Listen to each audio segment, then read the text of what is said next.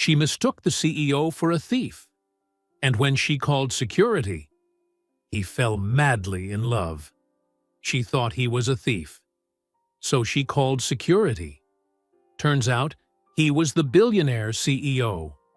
But instead of getting angry, he fell in love with the one person who saw him as just a man. Before we continue, if you enjoyed touching and inspiring stories like this one, make sure to subscribe to the channel and leave a like. Now, let's get back to the story. It happened on a Tuesday, the kind of Tuesday where everything feels off, even before the coffee machine breaks down. Clara Bennett tightened her ponytail, blew a strand of hair from her cheek, and hurried through the side hallway of the Lexington Tower's main lobby. Her shift had ended an hour ago, but she stayed behind to help clean up after a charity event the company hosted on the first floor. That was just who she was: helpful, unnoticed, and easy to forget. As she carried a box of leftover brochures past the donation table, something caught her eye. A man, tall, in a dark coat, crouched beside the clear donation box labeled Hope for Hearts Foundation. He looked around quickly, then slipped something into his inner pocket. Clara froze. Her heart thudded. That box had been filling all day. Donations from staff, visitors, even kids from the nearby school. And now, here was this guy. Alone, suspicious, and clearly not one of the event organizers. "Excuse me?" she said, her voice sharp, laced with disbelief. The man turned. His eyes met hers. He didn't look panicked or embarrassed, just puzzled. And too calm. Clara's fingers went straight for the phone in her apron. "I'm calling security." He stood slowly, eyebrows lifting slightly. "Wait! Don't move!" she snapped. Her voice echoed louder than she intended. A few heads turned from the hallway, but no one came closer. "You were stealing from the donation box." "No," he said, hands up, calm as ever. "I was adding to it." "Right," she said. "That's what all thieves say." Before he could reply, 2 uniformed guards arrived, fast, alerted by her call. "Miss, what's going on?" one asked. She pointed directly at the man. He was taking money from the donation box. The taller guard turned to the man, but then froze. And so did the second. The silence was heavy. Then, almost in unison, the 2 guards straightened. "Mr. Sterling?" one said, his voice suddenly tight. Clara blinked. "What?" The man, Mr. Sterling, didn't look smug. He didn't yell, didn't threaten, didn't even correct her. He just sighed softly, reached into his inner pocket, and pulled out a thick stack of crisp $100 bills. "I matched the day's total and was sliding it in. Didn't want to make a scene. Guess I failed." Clara's stomach twisted.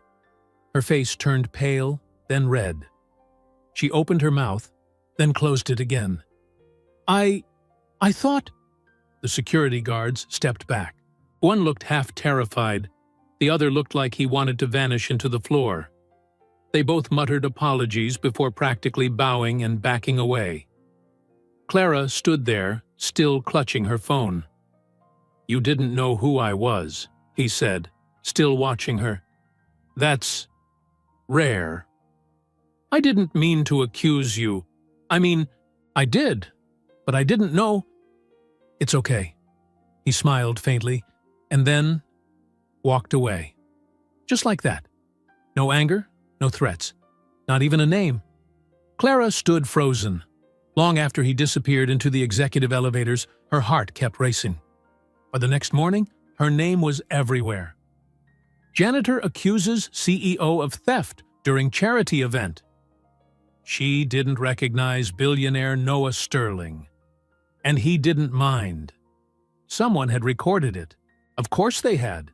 The video, barely 2 minutes long, had gone viral overnight. TikTok, Instagram, Twitter, all flooded with reposts and stitches, reactions, memes, Clara's face, her shock, the accusation. The moment the guards recognized him, and that one line, "You didn't know who I was. That's rare." By lunchtime, she had 50 missed calls, a locked-out work badge, and more DMs than she could scroll through. She wanted to crawl under a table and never come out. Instead, she sat in the small studio apartment she rented behind the flower shop, where she worked part-time, staring at her cracked phone screen, still in disbelief.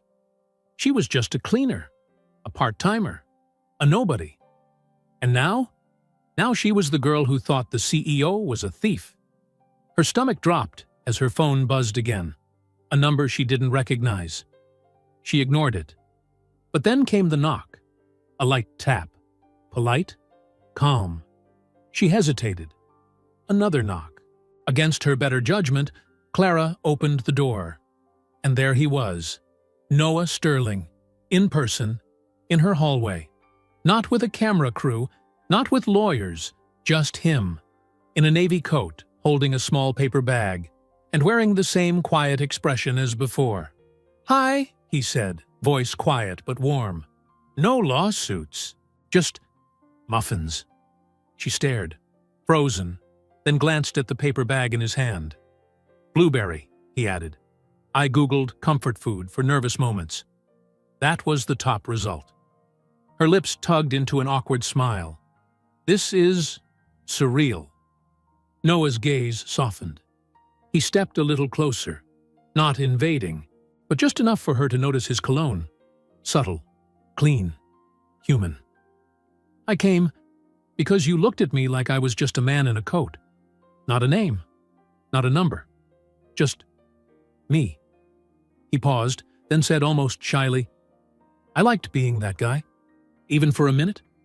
And with that, he smiled, a little vulnerable this time, and waited. Clara didn't know it yet, but this was the beginning. The first real day of the rest of her life. Clara didn't know whether to laugh, cry, or faint. There he was, the man who owned half the city, standing in her apartment hallway, holding a bag of muffins like it was the most normal thing in the world. "Can I come in?" Noah asked, his voice soft, almost shy. Clara hesitated. For a second, she considered saying no. It would have made sense. After all, she barely knew him, and now the whole internet knew her for calling him a thief. But there was something about the way he looked at her, like he wasn't a CEO in that moment. Just a man, curious, human. She opened the door wider. "Sure," she said quietly, "but I don't have coffee or matching furniture." He chuckled. "That's okay. I brought muffins. We'll survive." She led him to the worn-out couch pushed against the wall. The apartment was small, neat, and filled with quiet personality. A faint scent of lavender lingered in the air. Books were stacked on crates, a cheap curtain danced in the breeze, and a half-alive plant drooped in the corner. "Nice place," he said sincerely. "Feels real." She gave a nervous laugh. "Yeah, not exactly a penthouse." He looked at her for a beat. "Exactly." They sat down. The only sound was the soft crinkle of the paper bag as he opened it. He handed her a muffin. She took it, even though she wasn't hungry. "Look," Clara started, fidgeting with the edge of her napkin. "About yesterday. I was just trying to... I didn't know who you were." "I know," he said. "That's why I'm here." She looked at him, confused. "Most people see me and freeze, or fake a smile, or try to impress me. You? You called security?" He smiled a little, not mockingly, just amused. It was refreshing.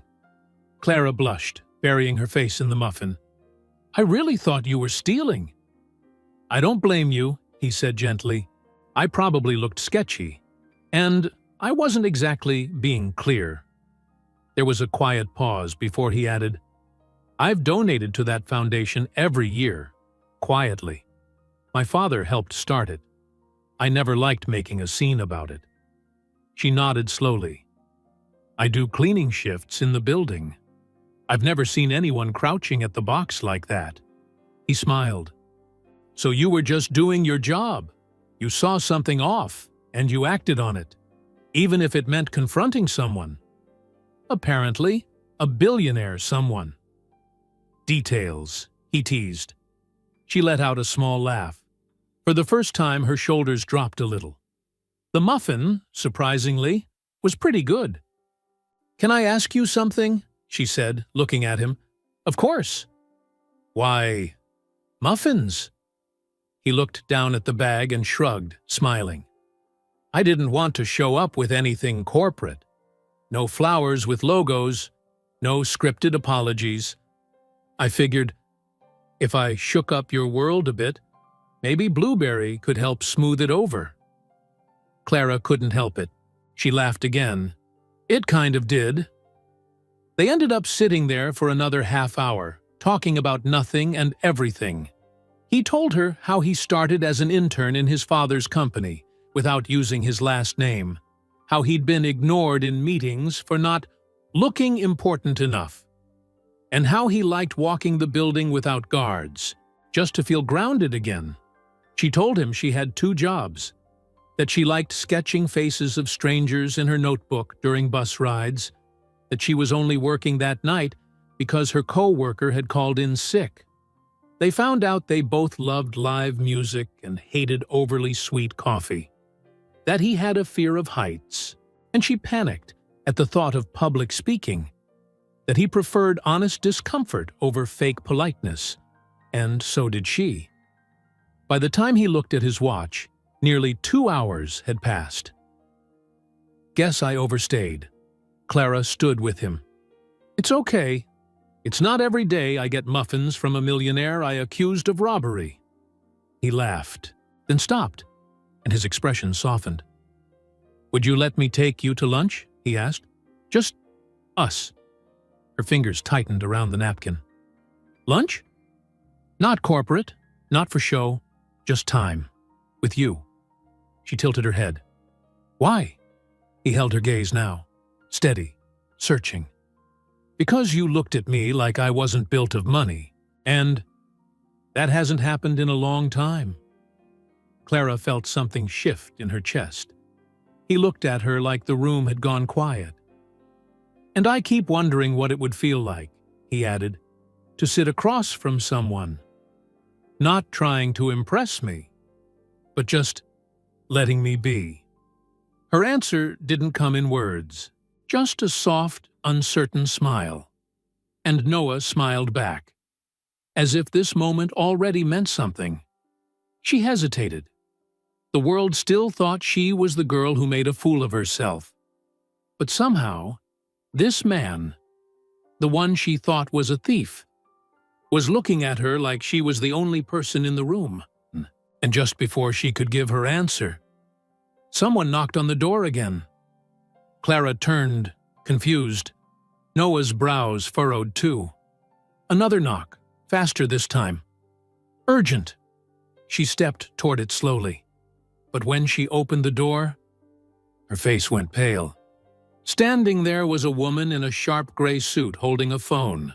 On the screen, a new viral video. Clara's face. Again. But this time, she hadn't seen that camera. Clara froze in place. The woman at the door stood confidently. Polished hair, sharp gray suit, clipboard tucked under one arm. In her hand, a phone showing a paused video. On the screen, Clara's face. Same green apron, same donation table, but shot from a completely different angle. One Clara didn't know existed. Noah stood behind her now, frowning slightly. "What is this?" "I'm with PR for Lexington Media," the woman said briskly, like she had somewhere more important to be. "This video surfaced this morning. It's from one of the interns who filmed the event. It shows another side of what happened yesterday." Clara's chest tightened. "What do you mean?" The woman played the video without asking. This time, the angle was wide, shot from near the stage. It showed Clara standing near the donation box, noticing Noah crouched over it. Her hand trembled as she reached for her phone, and her voice, though brave, cracked slightly when she said, "Don't move." But that wasn't the part that caught Clara off guard. It was the silence in the room. Dozens of people had looked at her and turned away. Not one person stepped in. Not one offered to help. She had stood alone, truly alone, trying to do the right thing. When the video ended, the woman spoke again. "It's already got over 2 million views on TikTok. People are calling you the brave girl from the lobby. They're saying you stood up for something when no one else would." Clara blinked. "What?" The woman handed her a card. "We'd like to do a short feature on you. Just a small employee spotlight for the company's charity blog. Maybe a video interview. Nothing invasive."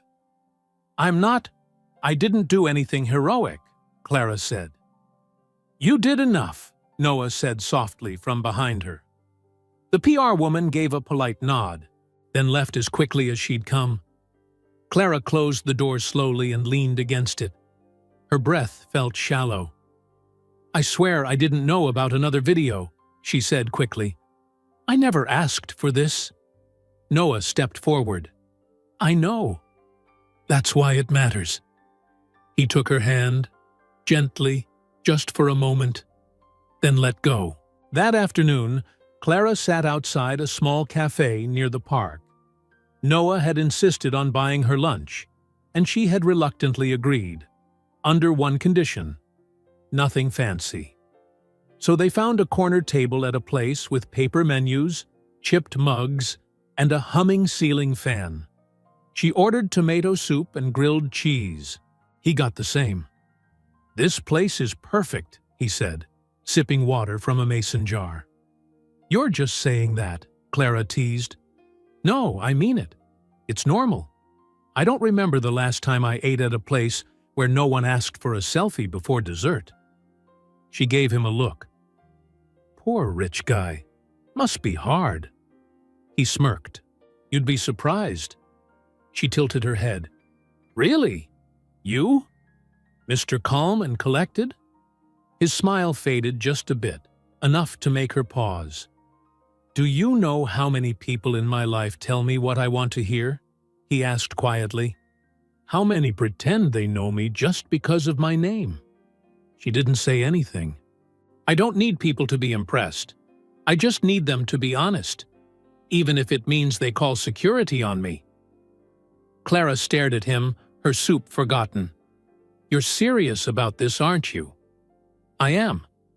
She wasn't sure what this was. Lunch? A connection? Something more? But something about the way he looked at her, direct, unguarded, made her want to lean in instead of pull away.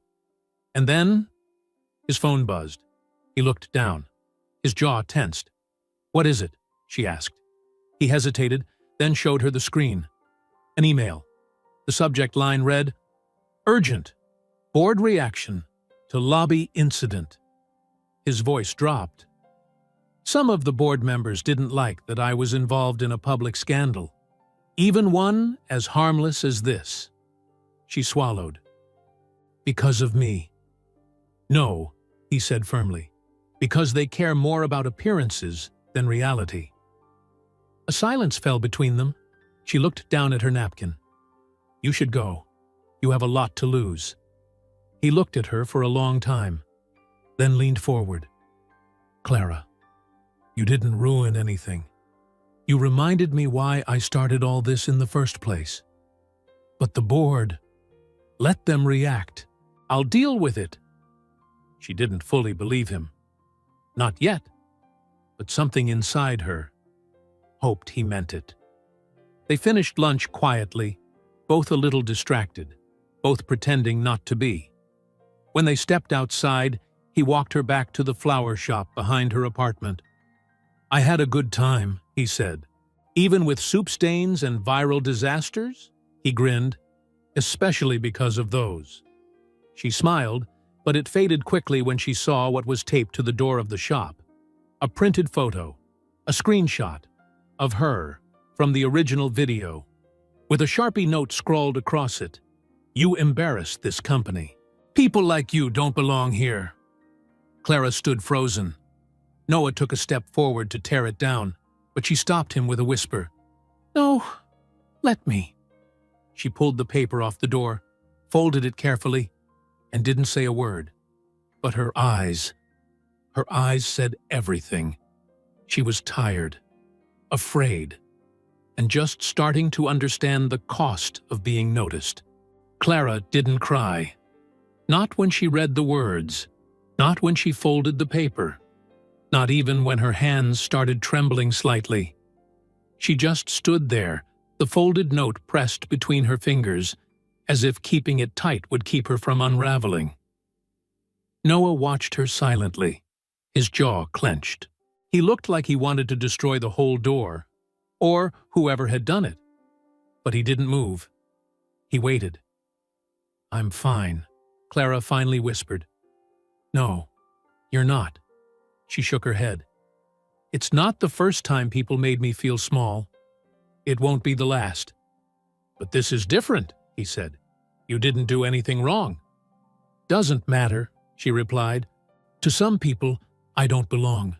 Not in that lobby, not in the headlines, not even in your world." He stepped closer. "My world is the one that's broken, not you." She looked up at him. "You say that now, but soon this will die down and you'll move on. And I'll still be the janitor who made a billionaire uncomfortable." Noah didn't speak right away. Then he said, "Come with me." "What?" "Just for the afternoon." "Why?" "Because you need to see the rest of the story." 20 minutes later, Clara found herself stepping out of a black SUV in a quiet part of the city.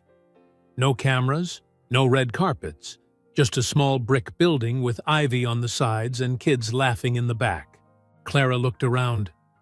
"Where are we?" "The Hope for Hearts Community Center," Noah said. "My father didn't just fund the foundation, he built this place. It's where the money in that box goes." He held the door open for her. Inside, the smell of crayons, coffee, and old books welcomed them. Kids colored at tables. A few teens practiced guitar near the window. A wall displayed hundreds of hand-drawn thank you notes. And behind the front desk stood a gray-haired woman who lit up the moment she saw Noah. "Noah!" she exclaimed, coming around the counter. "Martha," he smiled, hugging her. She turned to Clara. "Is this her?" Clara blinked. "Her?" "The girl who stood up in the lobby," Martha said proudly. "We've seen the video here at least 10 times." Clara flushed. "Oh no, I didn't know anyone actually." "You reminded people that good still exists," Martha interrupted gently. "Most walk past that donation box. You stopped. That's not small." Clara glanced at Noah, unsure how to respond. But he was just watching her, with the softest expression she'd seen yet. Martha led them to a wall of photos. Kids who'd received medical help, families who were able to afford treatments, letters from people whose lives had been changed by the foundation. "Every dollar in that box saves someone," Martha said. "You didn't just protect the box, you protected the people behind it." Clara's eyes welled up. She blinked fast. She didn't speak again until they were back outside. "I didn't know," she said. "I wanted you to," Noah replied.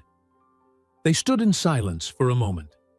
Then he added, "You don't have to belong to anyone else's world, Clara. You already belong to your own, the kind that makes ripples in places you don't even see." Clara looked down. "And what about your world?" He hesitated.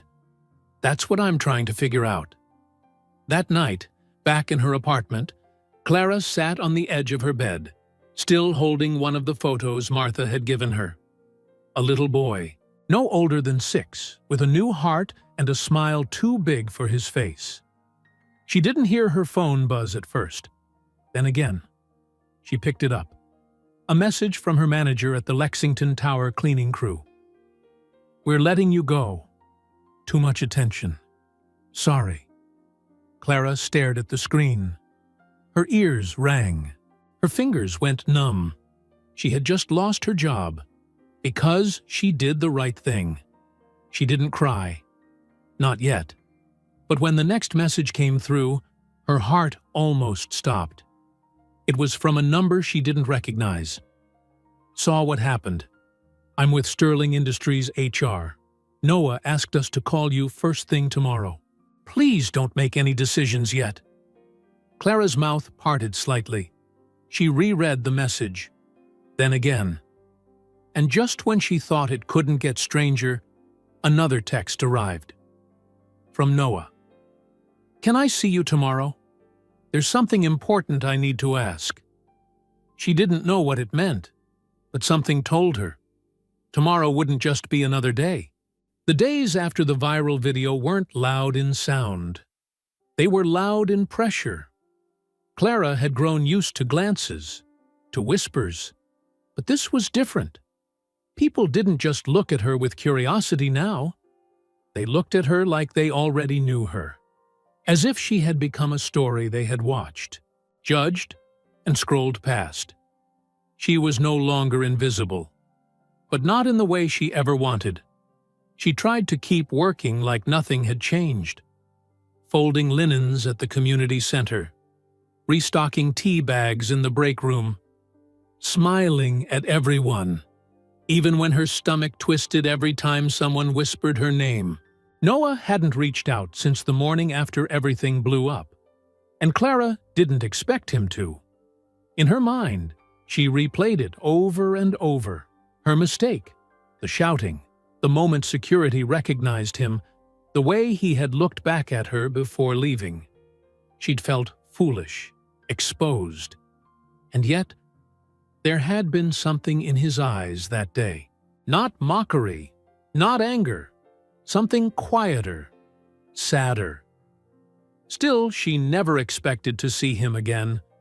So when he walked into her favorite cafe 3 days later, the one she always went to on her lunch breaks, Clara nearly dropped her cup. She was sitting near the back, pretending to scroll through her phone. Her heart lurched the moment he stepped through the door. He wasn't in a suit this time, just a black sweater, sleeves pushed to his elbows, and dark jeans. His hair slightly tousled, like he hadn't tried to be perfect. He looked real, and he was walking straight toward her.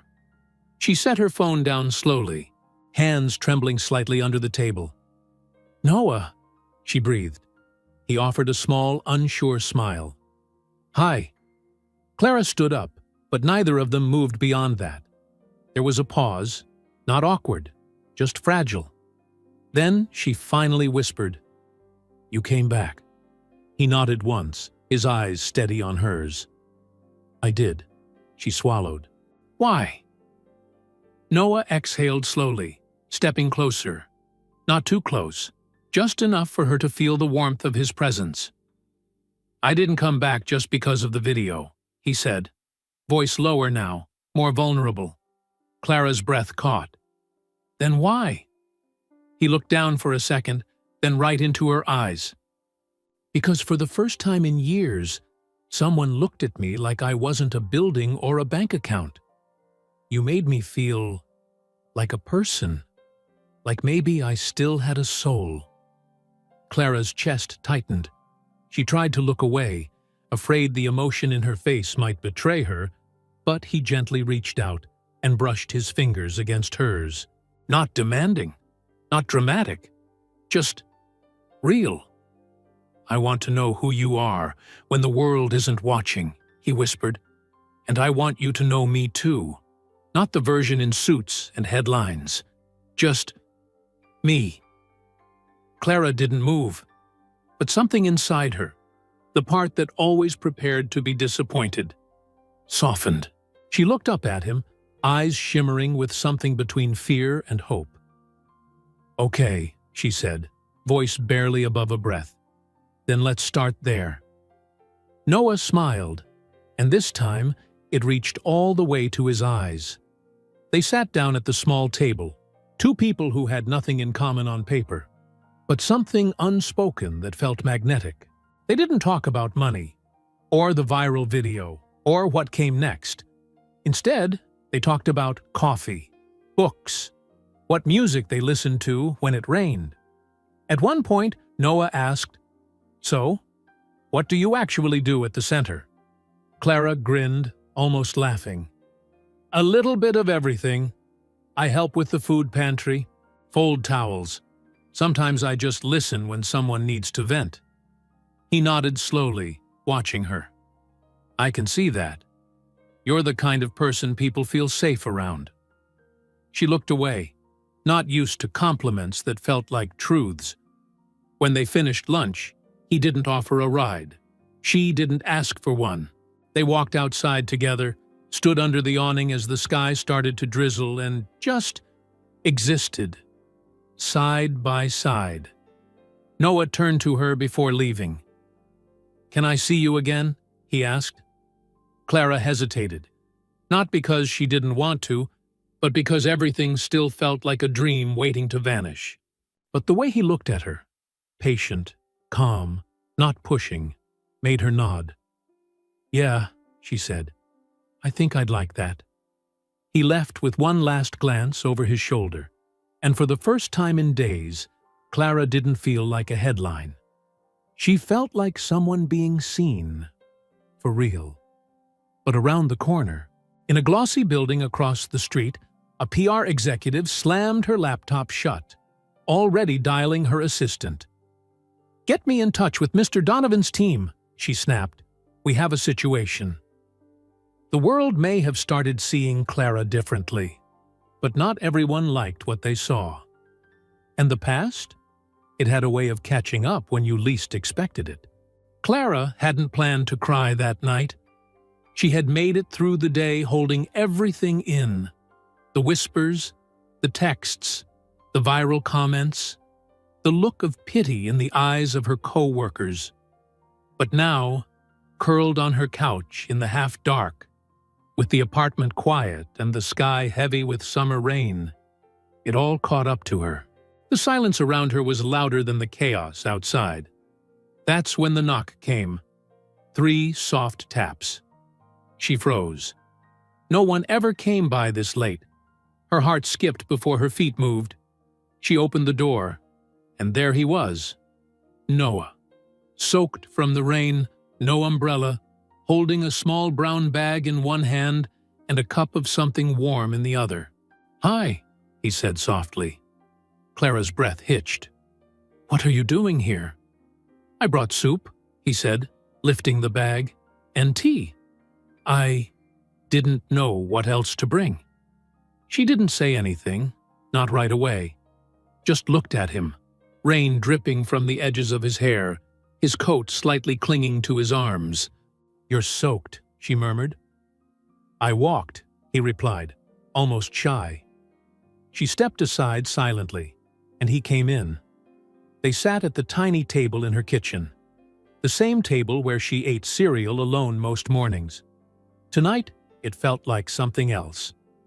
He handed her the tea first, then opened the bag and began unpacking small containers like it was the most natural thing in the world. Neither of them spoke for a while, just the clink of spoons and the distant hum of the rain outside. Finally, Clara asked quietly, "Why did you come back?" Noah didn't answer right away. He looked down at his hands, then slowly up at her. "I saw the video," he said, "and I hated it. Not because of what people were saying about me, but because of what they were saying about you." Clara's throat tightened. "You didn't deserve any of it. Not the judgment, not the jokes, not the way they turned your kindness into a punchline." She shook her head. "People always think they know the whole story." "I don't want to be one of them," he said, softer now. "I want to understand the parts no one else sees." Clara looked at him, eyes searching. You barely know me." "That's not true," Noah said. "I know the way you speak before you think when you're nervous. I know you love hot tea, even in summer. I know you don't look away when you're afraid. You stare right through it." Her lips parted, but no words came. "And," he added, "I know that the moment you saw me as a person, not as a CEO, not as a story, was the moment I realized I hadn't felt truly seen in years." Clara looked down, her fingers curling slightly around the edge of her mug. Her voice trembled when she asked, "Are you saying this because you feel sorry for me?" Noah leaned in, his voice barely above a whisper. "I'm saying this because I've thought about you every single day since we met. And I don't want this, us, to be something that ends before it even begins."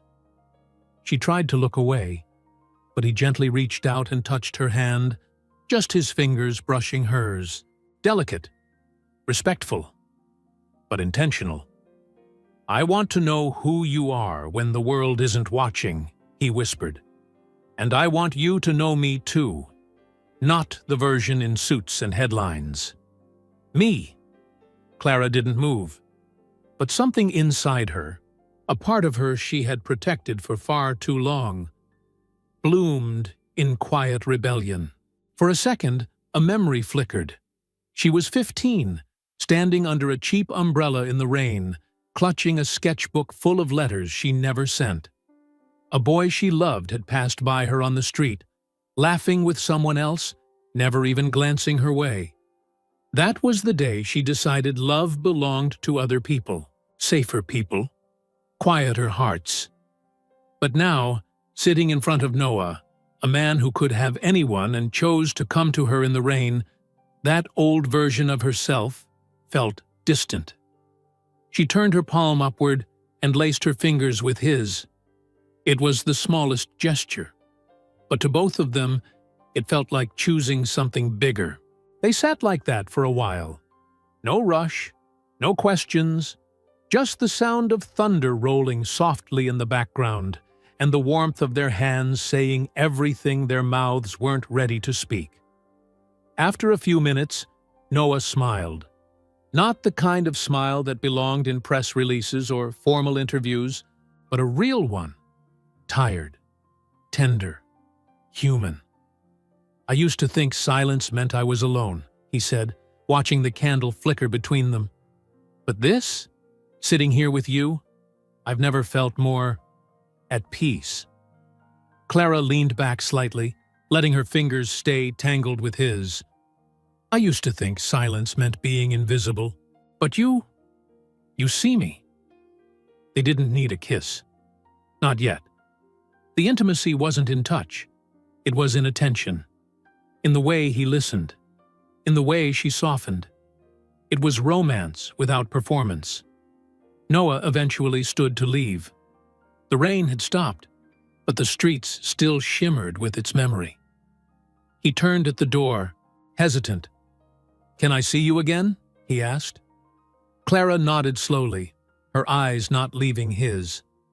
"You already are."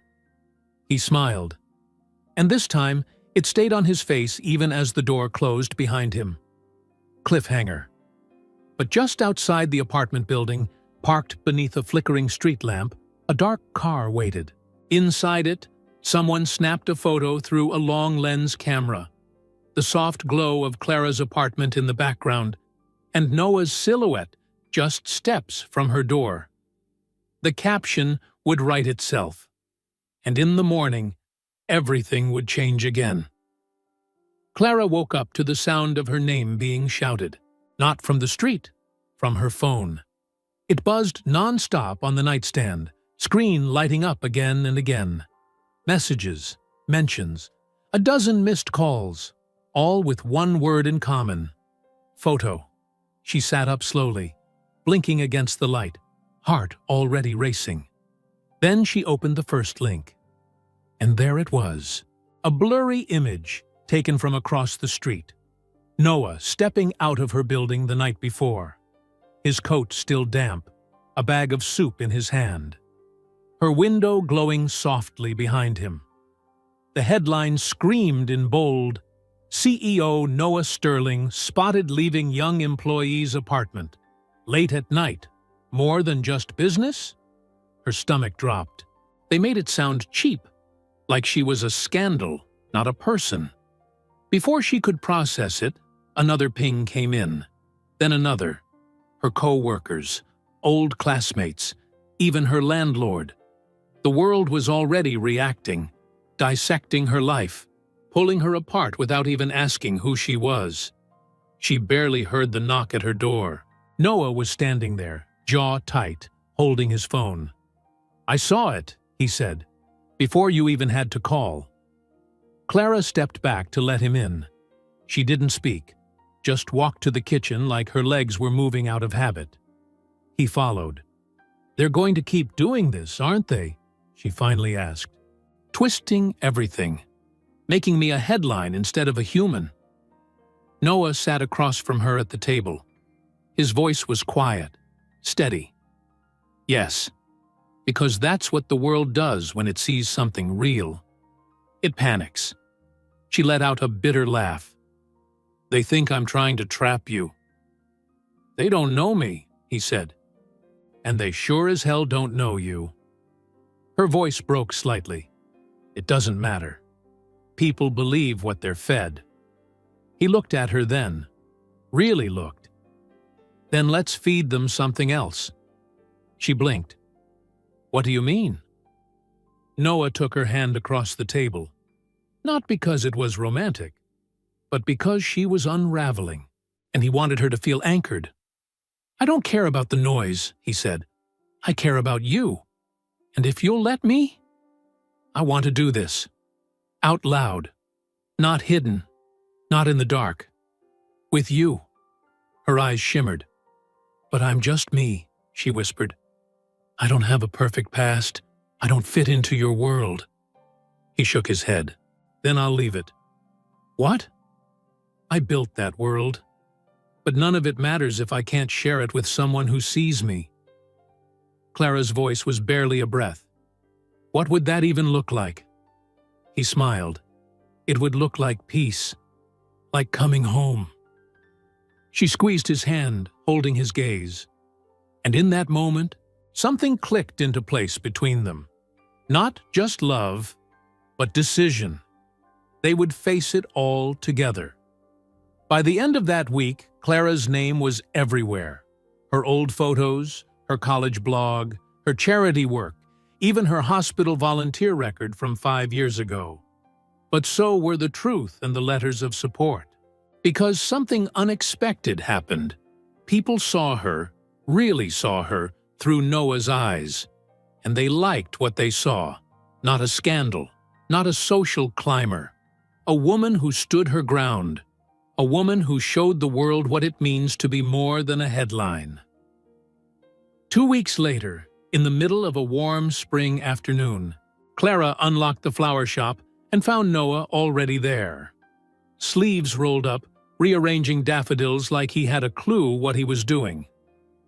"You're early," she said, smiling. "You're late," he replied, without looking up. She crossed her arms. "I see your flirting hasn't improved." He turned to her, holding a single stem, a gardenia. "I saved this one," he said. "For what?" "For asking something stupid." Clara tilted her head. "Try me." He walked closer, took her hand, and placed the flower between their palms. "I don't want a ceremony. I don't want a headline. I just want you. Your Sunday mornings and your Monday nights. Your messy hair and quiet strength. I want your tea, your stories, your stubbornness." He looked into her eyes. "I want your forever. Will you give it to me?" Her breath caught, but she didn't hesitate. "Yes." Then she pulled him down into the softest kiss. Slow, certain. The kind that says, home isn't a place. It's a person. They married 3 months later in the back of the shop, under strings of fairy lights and the scent of eucalyptus. No press, no cameras, just love. Clara wore a pale blue dress. Noah wore a smile that never left his face. There was no orchestra, just laughter, vows spoken softly, and hands that held each other like they'd never let go again. And as they danced their first dance in the tiny shop that started it all, Noah whispered in her ear, "Thank you for seeing me before anyone else did." She smiled, resting her head on his chest. "Thank you for choosing me after everyone else didn't." And around them, the world faded. Because this wasn't a headline. It was the start of a quiet, beautiful life. Together. The end. We all fear being misunderstood, mislabeled, or unseen. But sometimes, the person who sees us, the real us, comes when we least expect it. If someone saw the real you today, what would they discover? Share your story in the comments. Someone out there might need to hear it.